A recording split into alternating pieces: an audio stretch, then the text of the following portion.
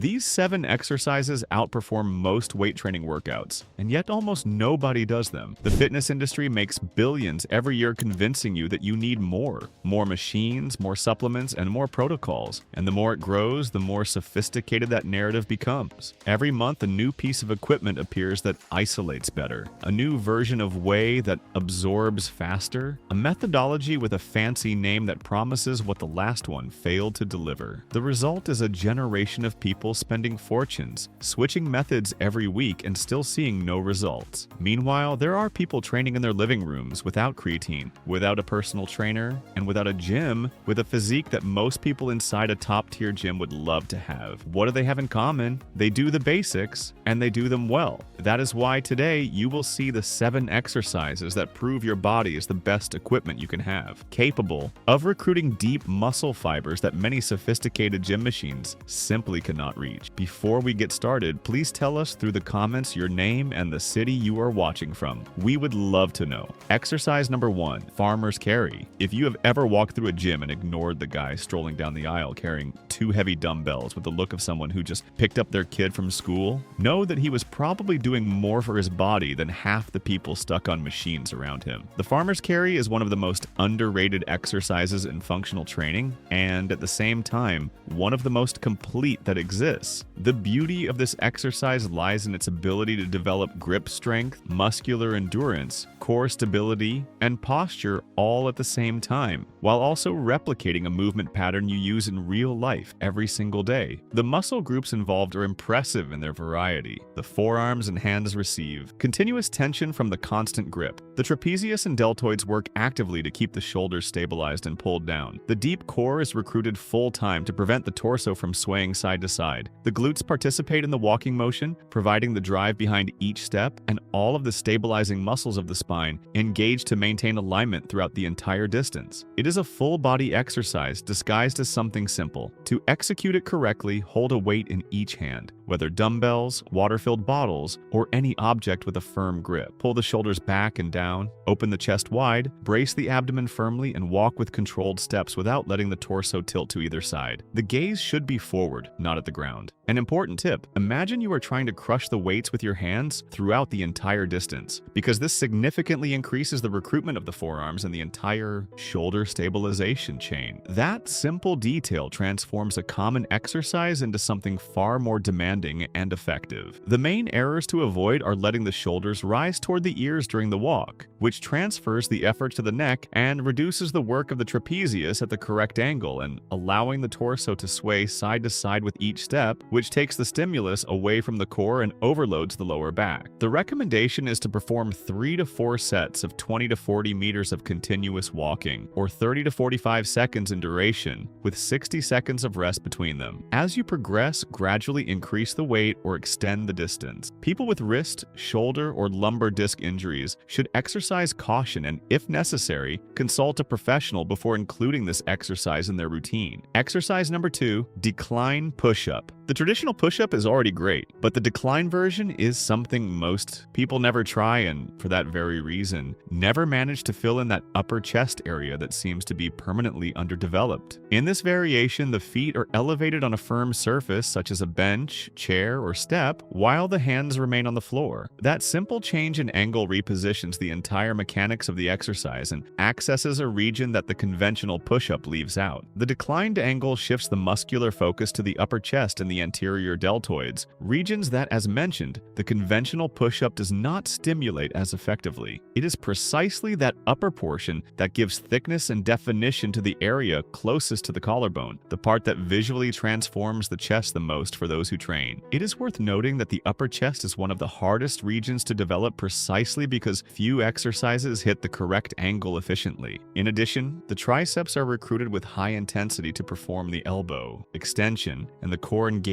actively to keep the body in a straight line throughout the entire movement. To execute it correctly, position the feet on a stable surface and place the hands slightly wider than shoulder width. Keep the body in a straight line from head to heels without letting the hips rise or sink. Lower the chest toward the floor in a controlled manner without rushing, and press up with full force without locking the elbows at the top. One point that few people consider is the importance of scapular retraction before beginning each repetition. Push the shoulder blades slightly down and back before starting the movement. This protects the shoulders and creates a more solid base, increasing the muscular recruitment of the chest and reducing the risk of joint injuries over the long term. Perform 3 to 4 sets of 8 to 15 repetitions depending on your level, with 60 to 90 seconds of rest. People with rotator cuff injuries or shoulder instability should avoid this exercise or adapt it with professional supervision. Exercise number 3, step up. The step up is one of those exercises that seems too simple to be taken seriously until you try to execute it with proper technique and discover that one of your legs is significantly weaker than the other. That is precisely the most valuable function of this movement. It exposes imbalances between the sides of the body that go completely unnoticed in bilateral movements like the traditional squat. And do you know why that matters? Because those ignored imbalances over time frequently become injuries. The exercise intensely works the glutes, the quadriceps, and the hamstrings of the leg that steps up, while the core engages to stabilize the torso and prevent compensation during the movement. Because it is unilateral, it forces each side of the body to work independently, which is essential for correcting asymmetries and building a solid functional foundation. Regular practitioners of the step-up report significant improvements in balance and knee stability, precisely because it strengthens the joint stabilizers more directly than most bilateral exercises. To execute it correctly, place a full foot on the elevated surface, transfer your body weight onto that foot, and step up using exclusively the strength of the leg that is on the box.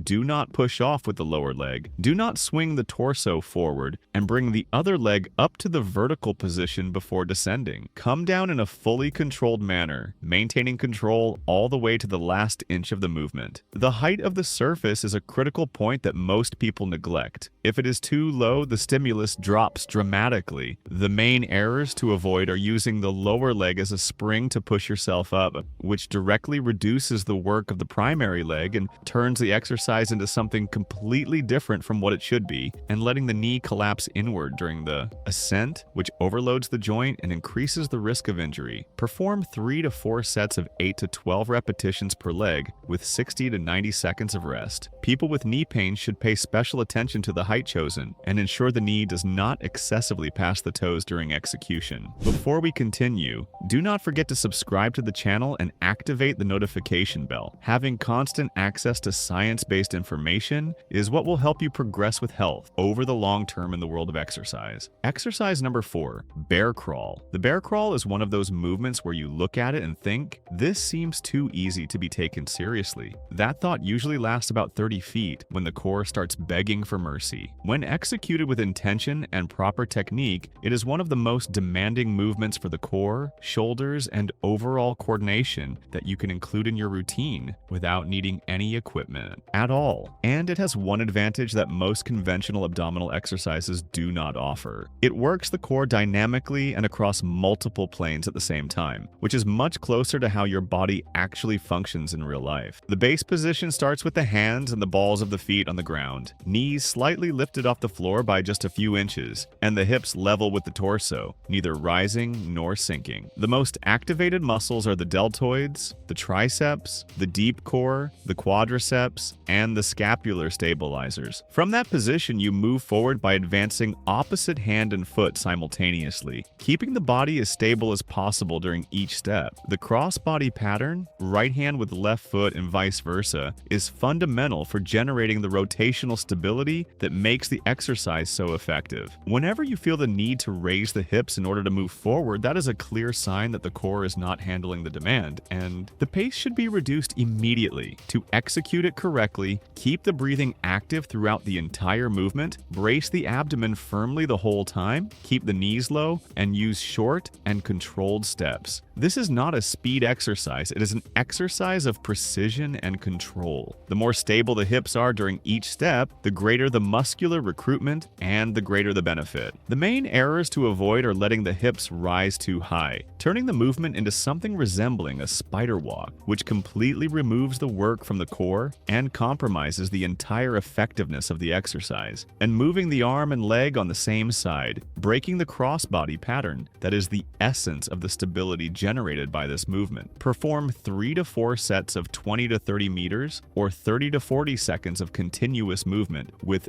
60 seconds of rest. People with wrist or shoulder injuries should avoid or adapt the exercise by performing it with closed fists to reduce wrist extension. Exercise number 5, pull-up. The pull-up intimidates a lot of people, and that is precisely why so few do it. It just sits there, simple. No buttons, no adjustments, no movement guides, just waiting for you to be strong enough to master your own body weight. But here's information that changes the game for those who are not there yet. If you cannot complete a full repetition, there is a very effective method for progressively developing that strength, which is the use of resistance bands. You attach the band to the bar, rest a knee or foot inside it, and it compensates for part of your weight, allowing you to train the full movement pattern while building the strength needed to perform it without assistance. With consistency, the progression is quite rapid. The pull-up is considered one of the most complete exercises for the upper body in existence. It recruits the lats, the biceps, the trapezius, the rear deltoids, the forearms, and the core simultaneously in a single movement driven purely by gravity. It is an honest exercise. The result is proportional to the effort with no shortcuts. To execute it correctly, hang from the bar with a pronated grip, palms facing away from you, slightly wider than shoulder width. Before pulling, activate the core, push the shoulder blades slightly down, and initiate the movement by pulling the elbows toward the floor. Rise until the chin clears the bar, and lower yourself slowly with full control. The lowering phase is where a great deal of hypertrophy occurs, so do not let the body fall freely. Each controlled repetition is worth far more than 3 thrown away. The main errors to avoid are swinging the body to gain momentum, which completely eliminates the real muscular stimulus and significantly increases the risk of shoulder injuries, and lowering abruptly, losing control of the eccentric phase. Perform 3 to 4 sets of 4 to 10 repetitions depending on your level, with 90 seconds to 2 minutes of rest. People with shoulder, elbow, or rotator cuff injuries should have professional guidance before including this exercise in their routine. The next exercise is frequently overlooked by men, and that is a mistake with consequences far greater than they appear. Exercise number 6, glute bridge march. The gluteus maximus is the largest muscle in the human body, and that is not an aesthetic detail. It is a physiological fact with a direct impact on all of your performance and health. The vast majority of men completely neglect glute training because they believe it is something aimed exclusively at female aesthetics, and that is one of the biggest gaps that exists in male training routines. Can you imagine the impact that has over the long term? Weak glutes affect hip stability, reduce power output in sprints and jumps, overload the knees and lower back, and compromise overall posture. In addition, because it is the largest muscle in the body, when the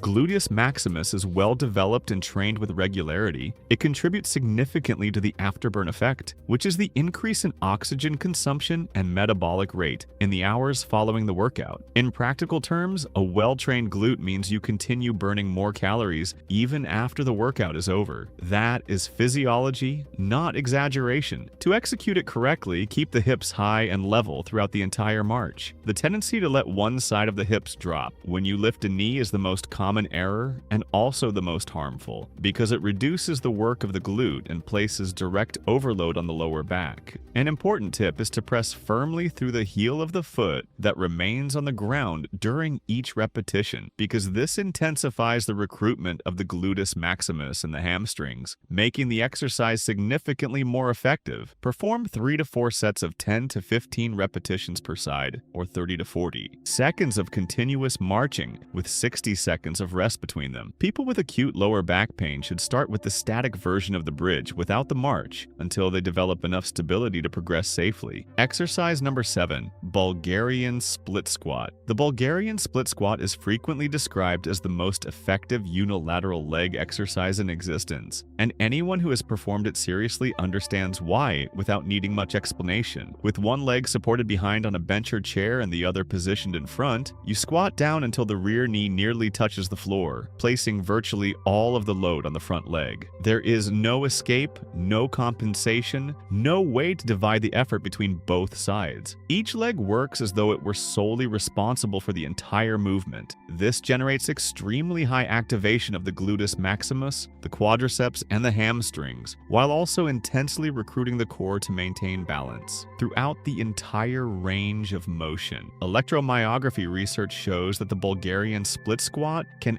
activate the gluteus maximus at levels comparable to or greater than the bilateral squat with equivalent load. And it also actively works the hip mobility of the rear leg, which is an additional and real benefit for anyone who spends many hours of the day seated. To execute it correctly, position the rear foot with the top of the foot resting on the surface, keep the torso slightly leaning forward, the front knee aligned with the second toe, and descend in a fully controlled manner without letting the front knee collapse inward. The position of the front foot is absolutely critical. If it is too close to the bench, the knee will travel excessively over the toes, overloading the joint. If it is too far away, the torso will lean too far forward, transferring part of the effort to the lower back and reducing glute activation. It is worth testing a few steps before starting the sets to find the ideal distance for your body. The main errors to avoid are positioning the front foot too close to the bench, descending quickly and without control, losing the eccentric stimulus that is fundamental for muscle growth, and letting the knee open or cave in during the descent, which compromises both the effectiveness of the exercise and the health of the joint. Perform 3 to 4 sets of 8 to 12 repetitions per leg with 90 seconds of rest. People with knee pain or instability should pay special attention to alignment and, if necessary, seek professional guidance before performing the movement. If you enjoyed this and want to discover the best isometric exercises to completely transform your lower body using only your own body weight, we have a video appearing on screen right now showing each one of them in detail. Make sure to check it out. Thank you for watching all the way through, and God bless you, my friend.